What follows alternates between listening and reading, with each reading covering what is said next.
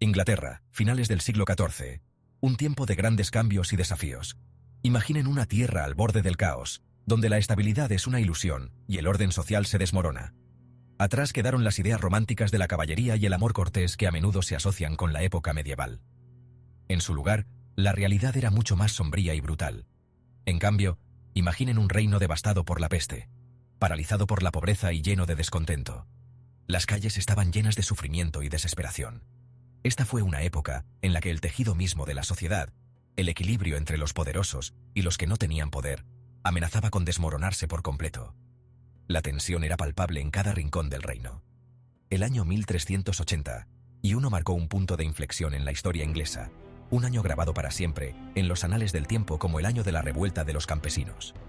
Un evento que cambiaría el curso de la historia. Esto no fue simplemente un levantamiento localizado. Fue un temblor sísmico que sacudió los cimientos mismos de la monarquía inglesa. La estructura del poder se tambaleaba. Lo que comenzó como murmullos de descontento entre los campesinos, alimentados por la injusticia y la desesperación, pronto se convirtió en un infierno de rebelión que envolvió a la nación. La llama de la revuelta se extendió rápidamente, consumiendo todo a su paso y dejando una marca indeleble en la historia de Inglaterra. Las semillas de la rebelión se sembraron mucho antes de que el primer campesino tomara las armas. Décadas de impuestos opresivos, alimentados por las costosas guerras de Inglaterra con Francia, habían llevado al campesinado al límite. El impuesto de capitación, un impuesto regresivo que se aplicaba a todos los adultos, independientemente de sus ingresos, resultó ser la gota que colmó el vaso. De las cenizas de la desesperación surgieron figuras carismáticas como Wat Tyler y John Ball, hombres que se atrevieron a desafiar el orden establecido. Tyler, un soldado veterano, poseía una autoridad natural que atraía a la gente a su causa. Ball, un predicador radical, encendió las llamas de la rebelión con sus feroces sermones, proclamando que todos los hombres fueron creados iguales a los ojos de Dios. Sus palabras, impregnadas del poder puro de la ira justificada, resonaron profundamente en las masas oprimidas, avivando las brasas del descontento hasta convertirlas en un incendio forestal. En el verano de 1381, las tensiones latentes finalmente se desbordaron. Lo que comenzó como incidentes aislados de desafío en el campo, se convirtió rápidamente en un levantamiento en toda regla. Armados con cualquier arma improvisada que pudieron reunir, una vasta multitud de campesinos, impulsados por la desesperación y la sed de justicia, marcharon sobre Londres. Sus demandas eran sencillas pero profundas: el fin de la opresión, salarios justos y el derecho a vivir con dignidad. La visión de este ejército harapiento, de decenas de miles de personas, descendiendo sobre la capital, envió ondas de choque a la clase dirigente. El orden establecido, tan acostumbrado a la obediencia incuestionable, se enfrentaba ahora a una tormenta creada por ellos mismos. Sección 5. El precio de la traición. La revuelta de los campesinos alcanzó su dramático clímax en Smithfield, a las afueras de los muros de Londres. Este fue un momento crucial en la historia medieval, donde la tensión entre las clases sociales estaba en su punto más alto. Allí, el joven rey Ricardo II, de tan solo 14 años en ese momento, se reunió con Wat Tyler para escuchar las demandas de los rebeldes. Tyler, un líder carismático, representaba la voz de los oprimidos, exigiendo justicia y reformas. Por un breve momento, pareció que una resolución pacífica podría estar al alcance de la mano. Las esperanzas de miles de campesinos descansaban en esta frágil negociación. Sin embargo, el destino, al parecer, a menudo da un giro cruel. La tensión en el aire era palpable, y la paz era una ilusión efímera. Se produjo una pelea, y en el caos subsiguiente, Tyler fue abatido. La confusión y el pánico se apoderaron de los rebeldes, quienes vieron cómo su líder caía ante sus ojos. El rey, percibiendo una oportunidad para aplastar la rebelión, hizo una promesa fatídica a los campesinos sin líder. Con astucia, prometió satisfacer sus demandas si regresaban a sus hogares. Juró satisfacer sus demandas si regresaban a sus hogares. Los campesinos, agotados y desesperados, decidieron confiar en la palabra de su rey. Confiando en la palabra de su rey, los rebeldes se dispersaron.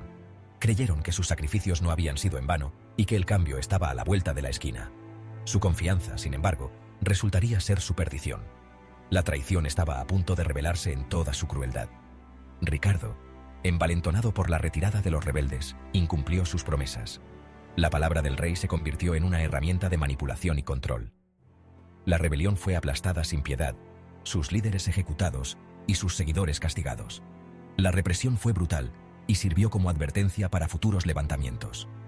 El momento de esperanza, tan tentadoramente cercano, se había desvanecido como una voluta de humo. La traición del rey dejó una cicatriz profunda en la historia, recordándonos el alto precio de la traición. Sección 6. La Guerra de las Rosas. Una dinastía dividida. La revuelta de los campesinos pudo haber sido sofocada, pero las tensiones subyacentes que la habían alimentado persistieron. Décadas más tarde, estas tensiones volverían a estallar, esta vez en un sangriento conflicto que desgarraría el corazón mismo de la dinastía gobernante de Inglaterra, la Guerra de las Rosas.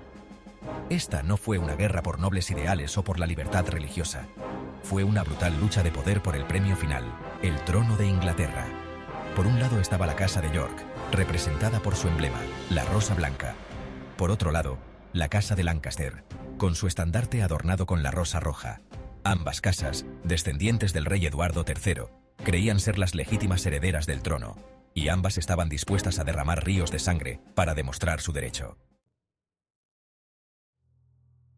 Sección 7. Efusión de sangre y traición en el campo de batalla.